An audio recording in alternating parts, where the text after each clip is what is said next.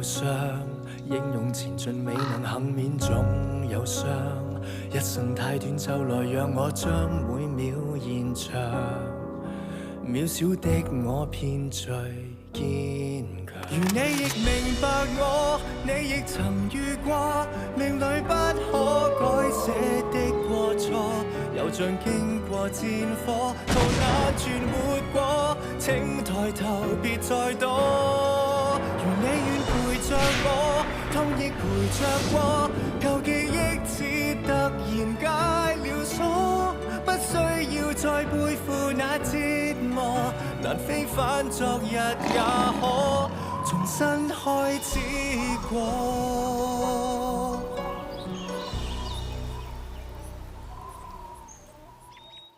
營長會做大單嘢，我哋由幾千個退役嘅越南兵篩選到而家剩翻25個最有可疑嘅。我唔想俾晴晴睇住我死，我更加唔想俾你睇住我死。權弟有咩錯？俾你做到一姐又點？管晒3萬個人又點？你都係剩翻自己一個人。呢一封信，我一直認為我喺警隊嘅生涯裏邊係唔會拆嘅。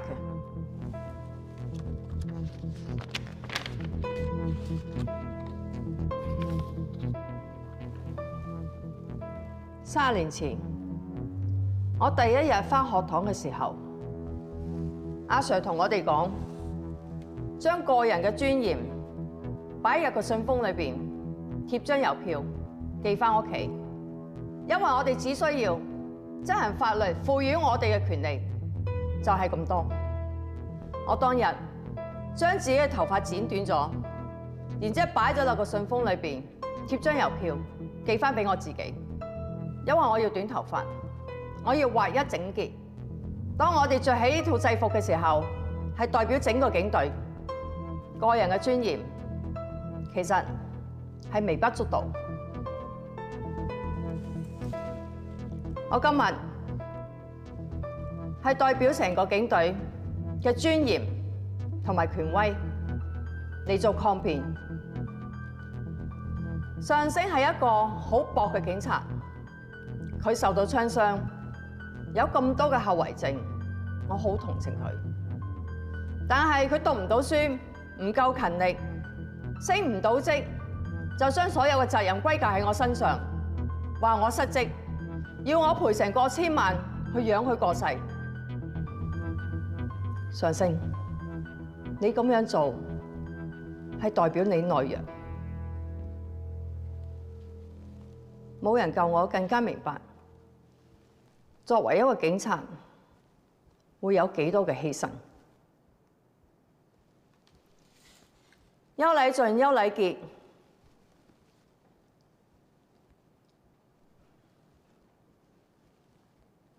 佢兩兄弟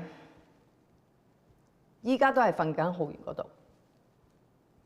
如果佢哋唔死嘅話，10零年之後應該可以坐到我個位。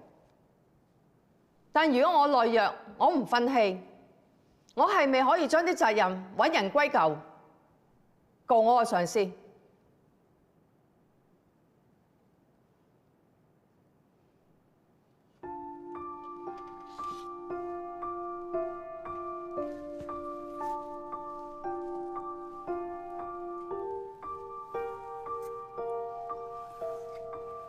呢兩面係冚喺我兩個仔嘅棺木嘅區旗。邱禮俊、邱禮傑係代表整個警隊嘅權威、尊嚴同埋堅強。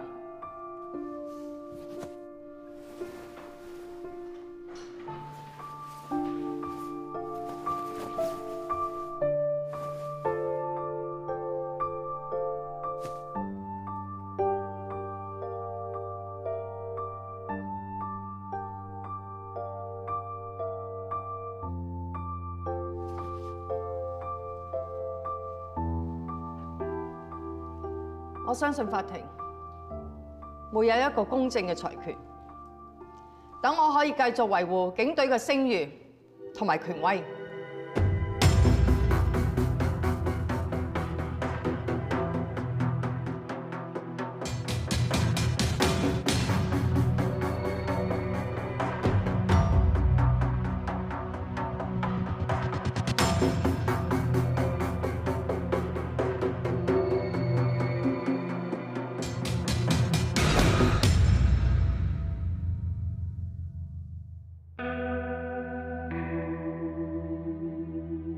10幾年前，第一日返學堂，阿 Sir 就同我哋講，紀律係最重要。如果犯咗警例，就會有內部調查，要接受紀律處分。但係原來係假嘅，內部調查根本查唔到縣委級。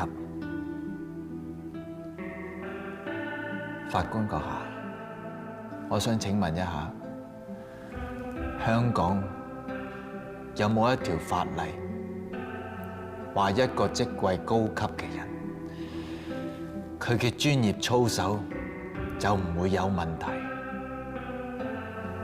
唔會自私，唔會濫權，唔會犯錯？我頭嘅傷係萬希華瀆職所造成嘅結果。醫生1年前同我講，話我只剩返2年命。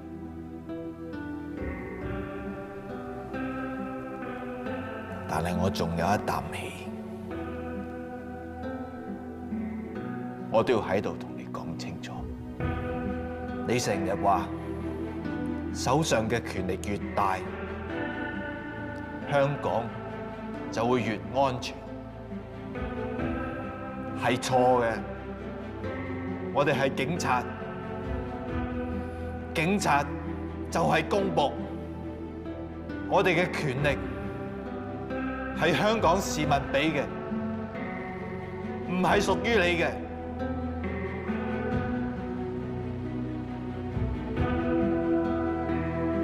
如果有一日，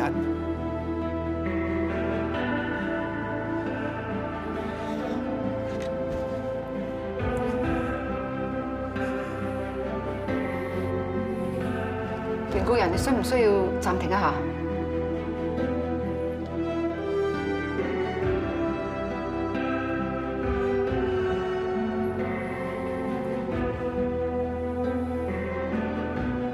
如果有一日，你做到一姐，管晒成個警隊，香港就會係最黑暗嘅一日。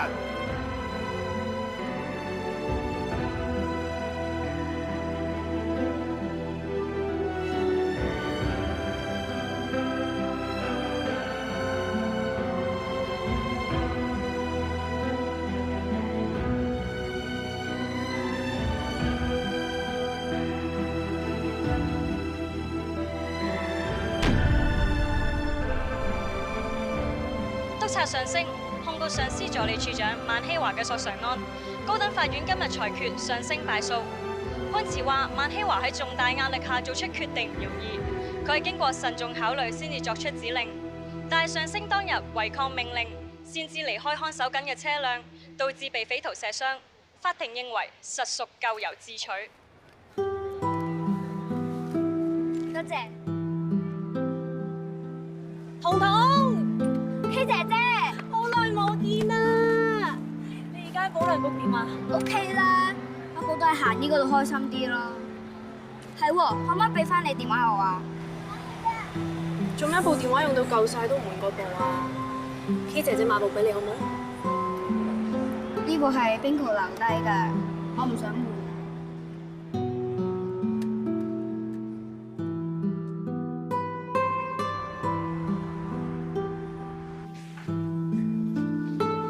晴晴知道咗啊？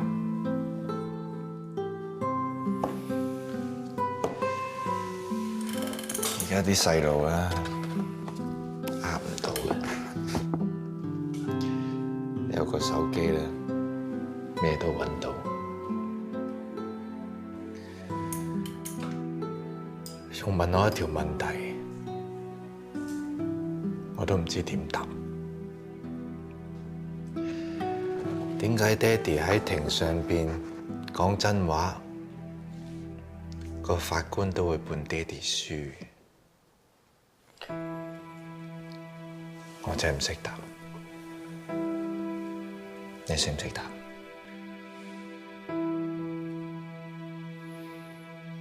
點先可以令一個幾歲嘅細路女唔會對香港嘅法律失去信心？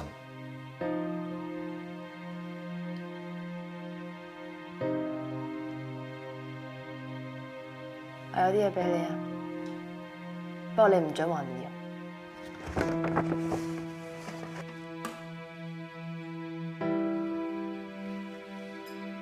你真係估唔到啊！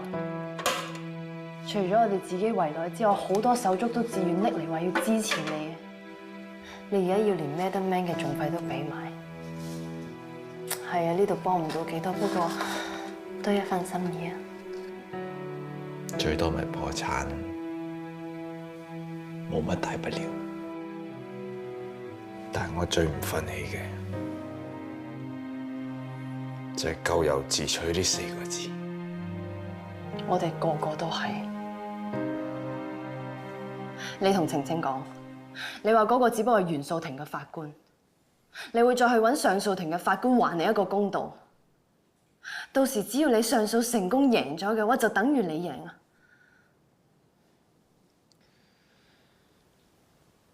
要再上訴，亦都要更多嘅錢去訴訟。而且我而家提供唔到新嘅證據、新嘅證人，排期都要等到半年啦。你覺得我等到咩？係為咗晴晴，你一定要繼續相信呢個地方係有公義㗎，你要撐住啊！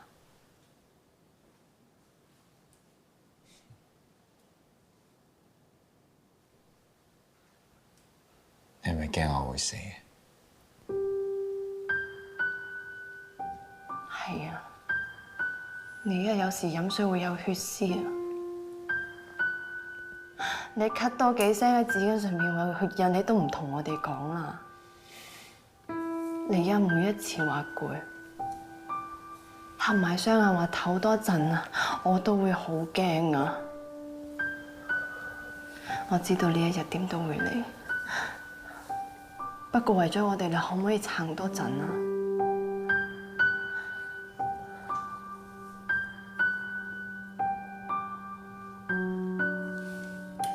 好啊，就撐到宣判上訴嗰一日。錯，係撐到宣判你贏嗰日。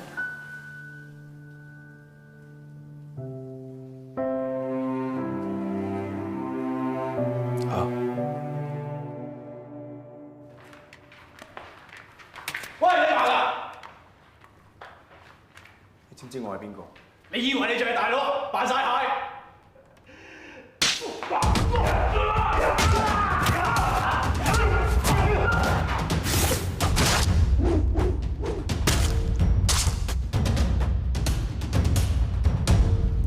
營長每次做嘢都只係會揾僱傭兵，呢啲全部都唔係佢最近身嘅兄弟。只要我哋揾到佢揾嚟做嘢嘅人，我哋一樣可以用錢買返佢，搞掂營長。自閉營長最近喺香港冇乜犯案，好難刮到啲咩料咧。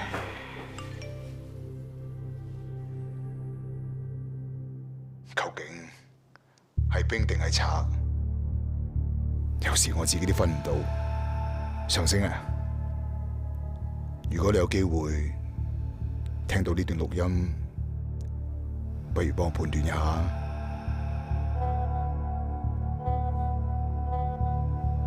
呢啲全部都係營長嘅料嚟嘅喎。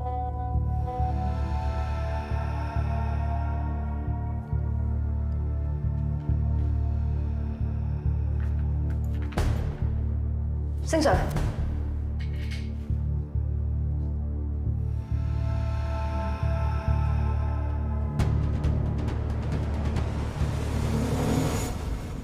資料見唔見啊？營長離開咗新加坡，去咗邊度唔知。消息就咁多。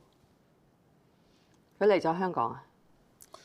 上次喺新加坡同 Interpol 傾，佢話死咗嗰幾條友啲手機有好多營長嘅信息，佢講咗唔止一次，一有機會就要對冧正龍。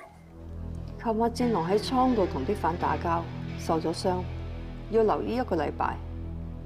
如果佢真係嚟咗香港，集齊晒啲僱傭兵，等正龍出院嘅時候可以對冧佢，時間好吻合。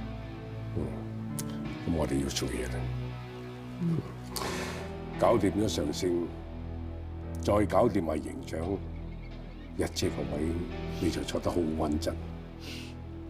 我升極都係一個處長嚟啫，但你保安局再升就係局長嚟嘅，到時候你 head 住我添啊！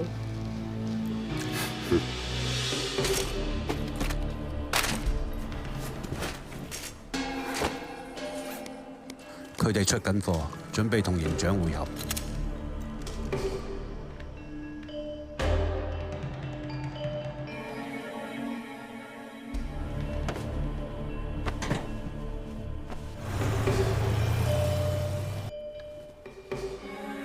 正龍炸死3大叔父之後，而家新界最猛料嘅就係孟叔個仔太子，喺元朗嗰邊話晒事。新界有70%嘅貨佢都立咗嚟做。星 Sir， 太子啲僆今日唔見晒喎。我知道營長佢想做乜嘢。佢嚟啊！做咩？咩啊？主家，放手落去！落車！太子喎，營長咧？自從正龍炸死咗孟叔之後，太子就要幫佢老豆報仇。今日就帶咗一大班手下出咗去，咁啱營長就想趁呢個機會，就乘機打劫晒太子嘅所有貨。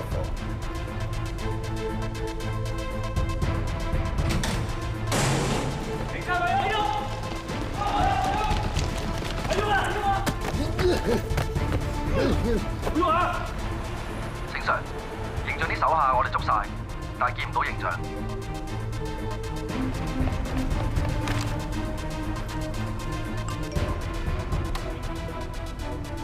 你哋叫我做嘅嘢已經做晒，快啲俾埋啲尾數，我要着草。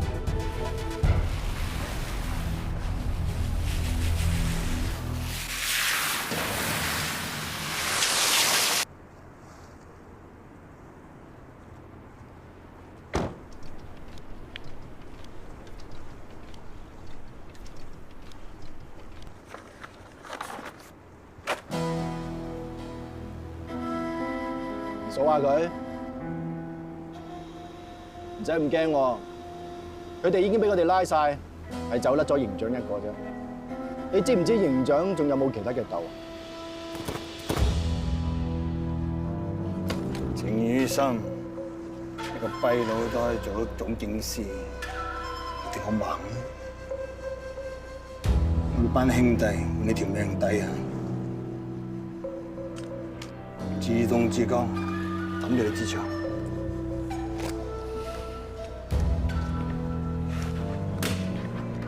上次揾正龍引我出嚟係你，我哋莊家啲兄弟死咗咁多，都係因為你。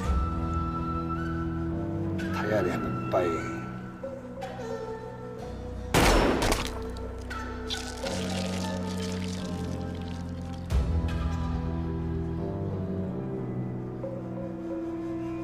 你係猜我係兵，職責所在。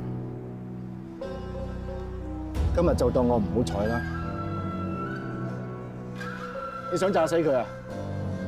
不如炸死我先啦！你咪專殺警察嘅咩？殺個總警司，你威好多。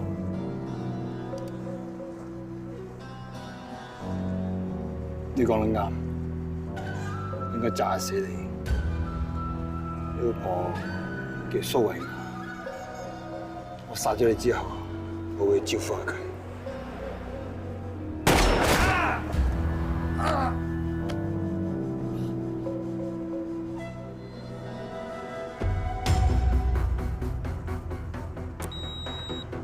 去幫你着件衫。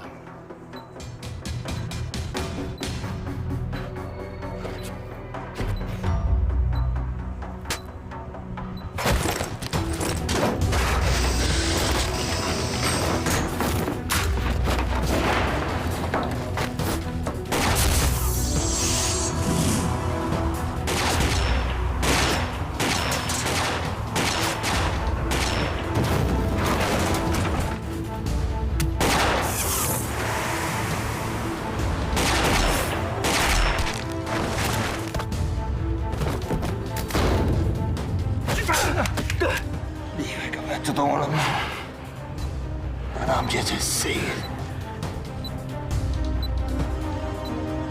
就係要拉你翻去。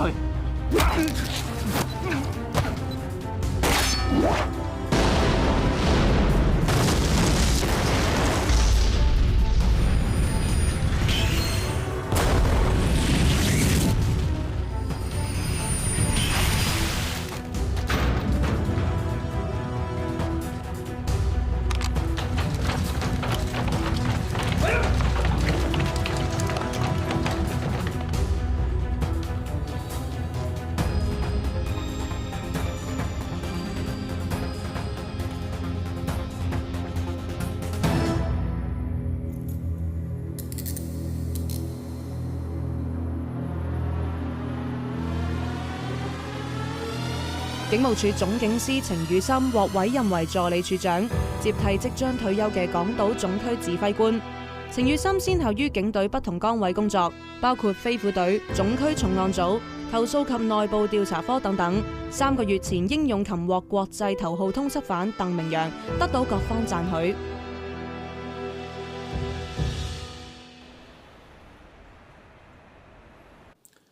啱啱特首打電話嚟。佢話：你已經去信公務員事務局投訴萬希華，你仲要求對佢展開紀律聆訊，點解要咁做？我而家有權咁做啦，我係做我應該做嘅嘢。你咁樣做，對我哋警隊嘅威信打擊有幾大？你有冇諗清楚？阿 Sir， 你曾經講過，要我為西九建立新氣象。其實唔止西九，整個警隊都需要建立新氣象，需要公平、公正、公開。想市民對我哋警隊有高度嘅評價同信心，位高權重嘅人就更加需要嚴厲嘅監察。既然 IIO 做唔到嘢，咪請外人幫手咯。如果 Madam 係冇嘢嘅，公務員事務局唔會查到啲咩出嚟，會還佢一個清白。但係若然佢有嘢，就應該接受處分。Sir， 咁樣做法，只係真真正正為警隊建立威信。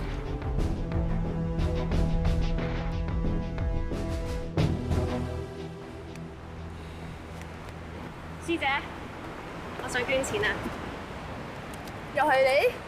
你前2日先嚟過啫喎，啱啱出糧啊嘛，咪再捐下咯。多謝你。月頭啊最好㗎啦，仲要今日係禮拜3。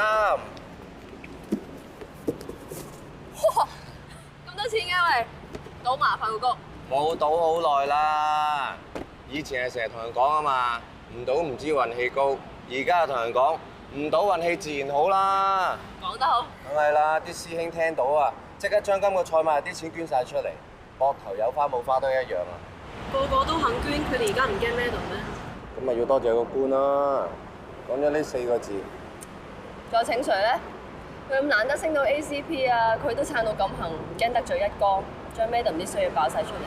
而家請 Sir 點啊？仲喺醫院啊？佢今朝做完檢查出咗院啦，幫我加啲嘢俾佢。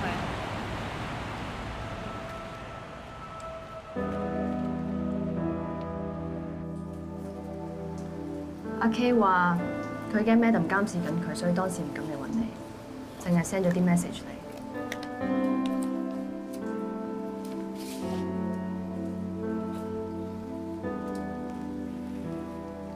我哋全靠 bingo 先至可以拉到形象，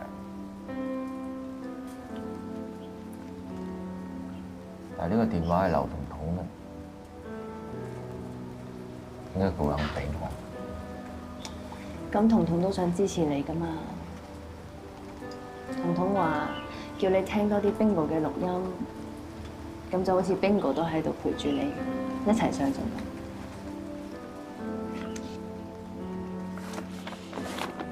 你知唔知 Bingo 最後想做咩？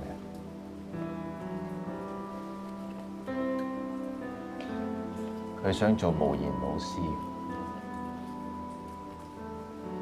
不過大學嗰邊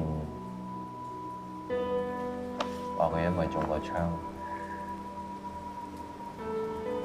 所以個身體唔係好啱用。我連佢最後嘅遺願都達成。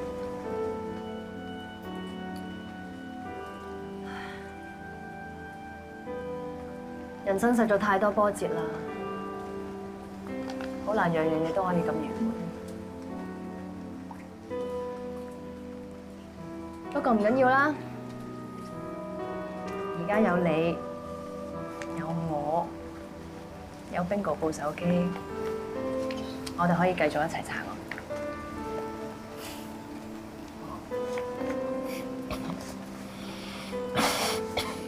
嚟啦！唔好凍親啦，快啲翻去啦，好冇？會啊！今朝驗身過咗關啊！唔知之後過唔過到關咧？一定過到嘅。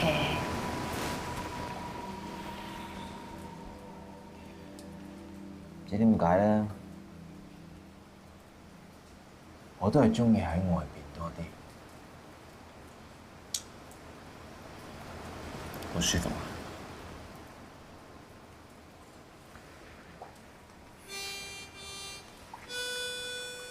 其實阿怡而家都冇同 Hanson 喺埋一齊啦，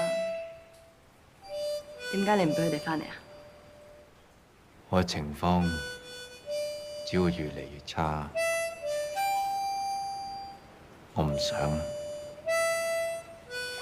我明啊，我覺得人生最無奈、最心痛嘅一件事，就係睇住你最心愛嘅人死，但係你咩嘢都做唔到。我試過啊。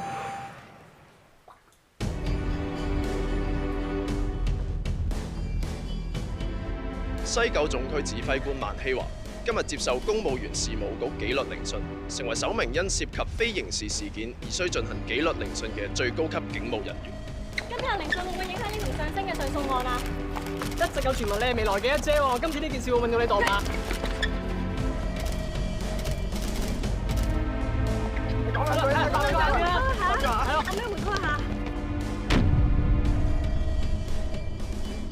本席覺得原告人當時係為咗同袍嘅安全做佢覺得啱嘅嘢，呢個行為毫無疑問係英勇同無私嘅，甚至將自己嘅安危置之不顧，絕對唔可以話佢係咎由自取。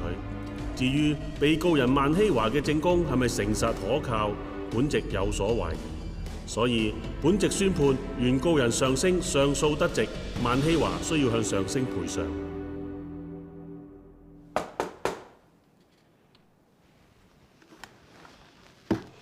Come in， Madam， 有冇嘢需要幫手？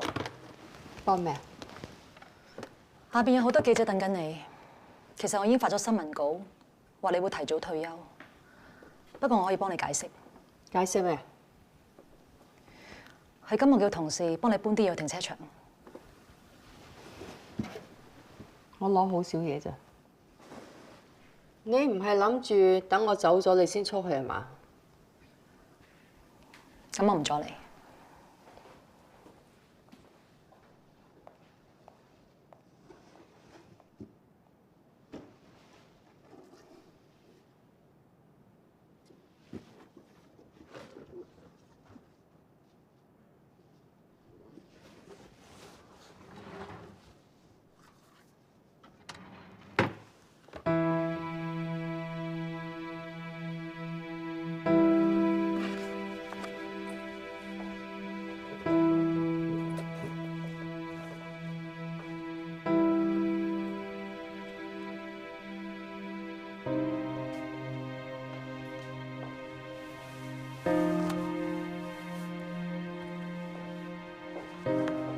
乜你仲返工啊？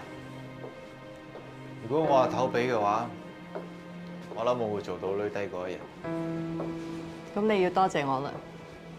如果唔係有呢單上訴，你都捱唔到今日。唔係因為你，因為全香港嘅賊未拉晒，同埋我未死得啫。OK， 加油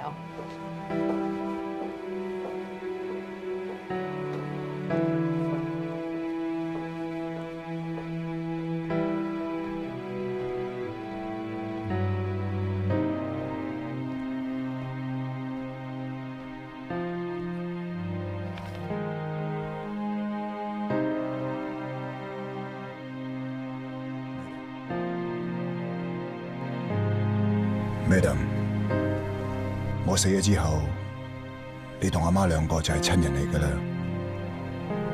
你得閒咪探下佢咯，因為到時你身邊已經冇晒人。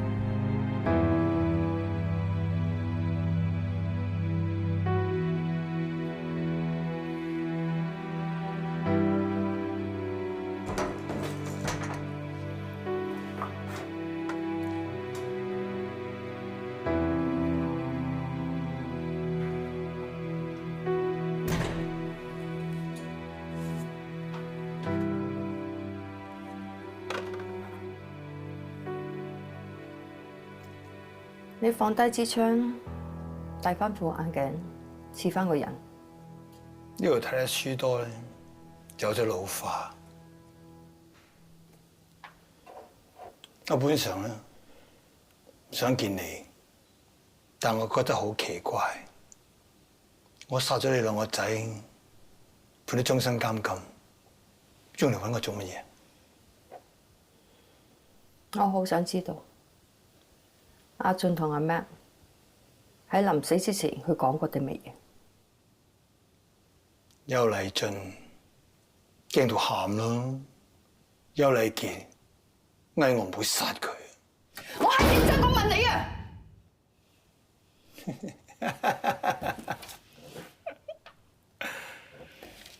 唉，你兩個真係好硬淨，支槍懟到埋頭啊！佢都冇嗌我。咁佢哋講過啲咩？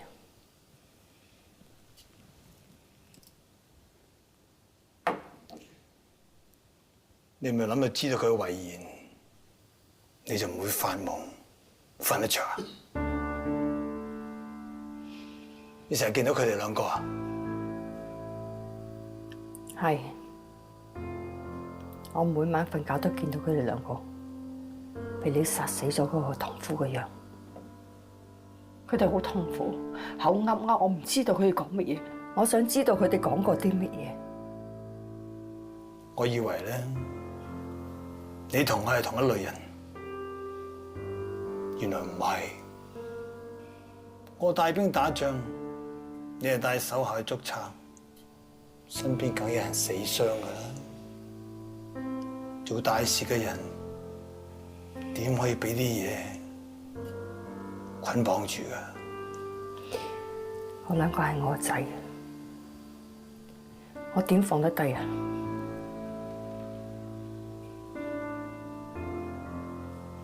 你只有一樣嘢放唔低，就係佢兩個都俾你整死。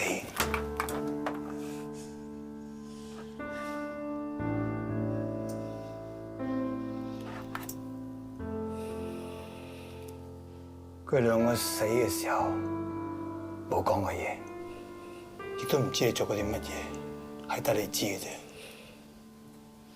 要用一世啊，你還俾佢哋。原來唔係淨係得我一個終身監禁，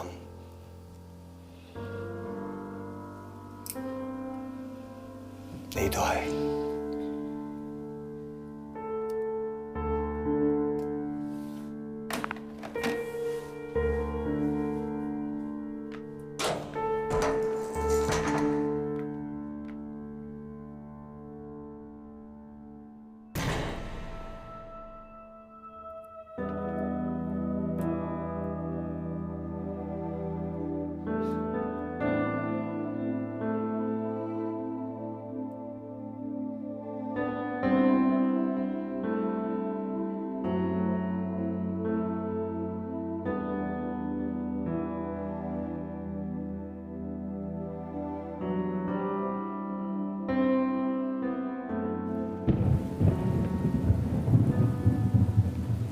我講個好消息俾你知啊！羅標嘅精神病而家有好轉啦，而家排緊期審訊，一定走唔甩㗎啦。佢一定會喺赤柱同營長過埋下半世。你睇下而家落幾大雨，尋晚都係咁。我發夢又見到你啦，好掛住你啊！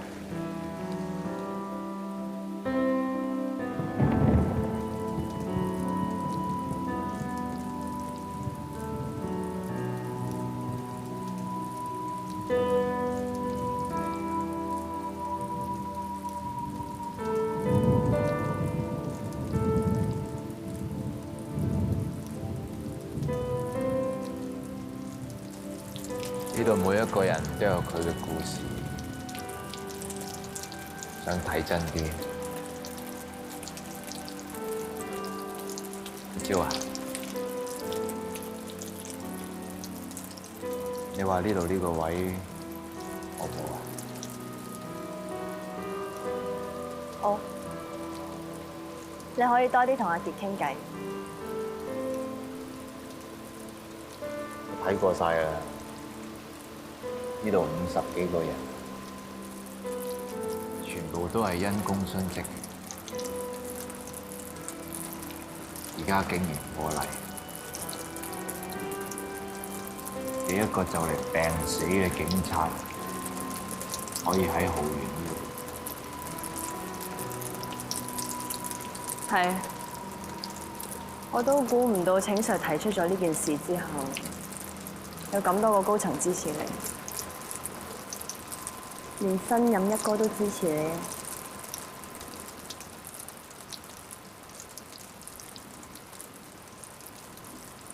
不過如果可以建議嘅話，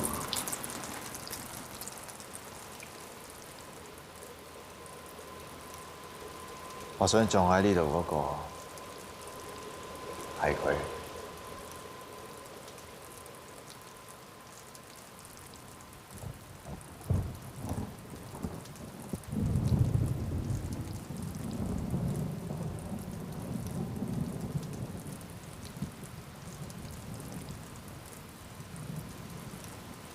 我真係好鍾意做警察，做得一日就得一日。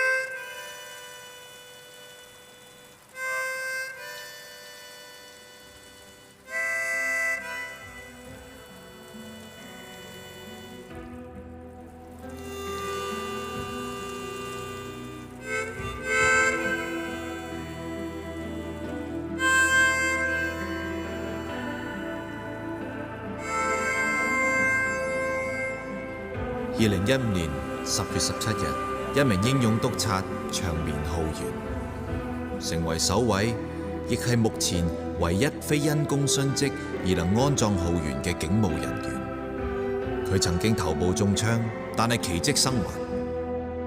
佢亦曾冒犯官威，控告上司及警務處處長。法官指佢係咎由自取，裁定敗訴。但係佢不服上訴，瀕臨破產，最終得直。連新任嘅警務處處長都話呢一個係公道嘅判決。呢位督察餘生承受住無數嘅後遺症，但係憑佢鐵一般嘅意志，緊守崗位，屢破奇案，直至生命燃燒殆盡，無悔一生。